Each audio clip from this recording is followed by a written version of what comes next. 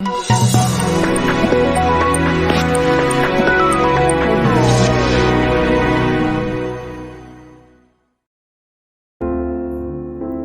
जयेश नया झरना खोजने की जिद में आज फिर निकला हूं जंगली सफर में।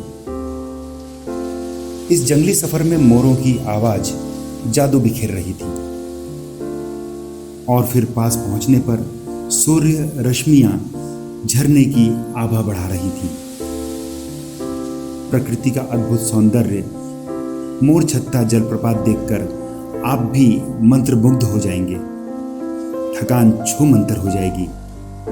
अगर आप यहां जाते हैं तो आप भी पहली बार देखेंगे अनटच्ड ब्यूटी ऑफ छत्तीसगढ़, मोर छत्ता जलप्रपात। छत्तीसगढ़ का सरगुजा संभाग अपनी प्राकृतिक सौंदर्य, सुखद जलवायु और खुशनुमा मौसम के लिए काफी चर्चित है। संभाग में कई खूबसूरत झरने भी हैं जो प्रकृति प्रेमियों को अनायास ही अपनी ओर खींच लाते हैं। और वैसे भी जल का प्रवाह जब पहाड़ों से गिरता है तो इनसे आत्मा जुड़ जाती है। झरनों से निकलती कलकल करती आवाज मन को असीम शांति की ओर ले जाती है। सरगुजा के नैसर्गिक सौंदर्य की गवाह यहाँ की पुण्य सलीला धरती है जो नदी, पहाड़ और जलप्रपातों से अलंकृत है। सरगुजा अंचल का ऐसा ही एक जलप्रपात घनघोर जंगल के बीच स्थित है जिसकी जादुई आवाज दूर से सुनाई पड़ती है। इसे देखने के लिए दूसरे समानांतर पहाड़ पर चढ़ना होता है।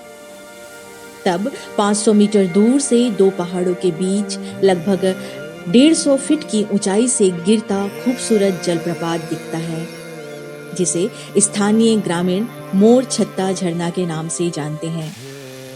मोर छत्ता जलप्रपात के नामकरण का तथ्य भी बहुत रोचक है। इस जंगल में काफी संख्या में भारत के राष्ट्रीय पक्षी मोर रहते हैं जो अपने घोंसले नदी, तालाब या झरने के पास गोपनीय रूप से बनाते हैं। दरअसल स्थानीय सरगुजिया बोली में घोंसले को छत्ता कहा जाता है, इसलिए इस झरने को स्थानीय ग्रामीणों द्वारा मोर छत्ता नाम दिया गया है। आप देख सकते हैं कि ये झरना मोर के घोंसले के समान पहाड़ों और हरियाली के बीच गुप्त स्थान में है। यहाँ पहुँचने के लिए अंबिकापुर से शंकरगढ़ होते हुए 90 किलोमीटर दूर ग्राम महनई पहुँचना होगा। उसके बाद वहां से 5 किलोमीटर घने और खतरनाक जंगली रास्ते के बीच से पैदल गुजरना होगा। यहाँ तक पहुँचने के लिए 2 पहाड़ों पर चढ़ने और 3 बड़े बड़े टीलों को पार करने का अनुभव भी आपको रोमांचित कर सकता है। तो ये था मोर के घोंसले की तरह कई पहाड़ों के पीछे छिपा मोर छत्ता वाटरफॉल। तो ऐसे ही कुछ रोमांचित कर देने वाले नए और प्रचलित झरने के साथ हम फिर आपसे मिलेंगे। तब तक के लिए नमस्कार।